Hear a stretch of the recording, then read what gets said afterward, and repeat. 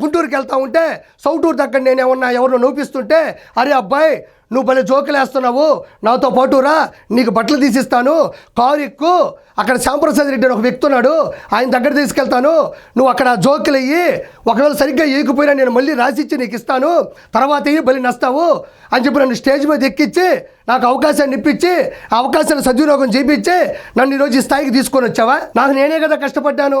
నేను ఒక మధ్యతరగతి కుటుంబం నుంచి వచ్చాను. నాకు నేను కష్టపడి కృష్ణానగర్లో తిరుక్కున్నాను. ఏదైనా ఒక చక్కటి అవకాశం దొరికితే సద్వినియోగం చేద్దాం అనుకున్నాను. నిద్రలేని రాత్రులు గడిపాను. వాళ్ళకి ఆకలికి అలమటించాను. కుటుంబ సమస్యలు గుర్తుకొస్తున్న గుండెల్లో పెట్టుకుని ఏడ్చుకున్నాను. నా భయం నాది, నా బాధ నాది. నువ్వు అలా వచ్చావు, నేను ఇలా వచ్చా. జడ్జిమెంట్ ఇచ్చి డబ్బులు తీసుకెళ్ళావు, స్కిట్ చేసి నేను డబ్బులు తీసుకెళ్ళాను.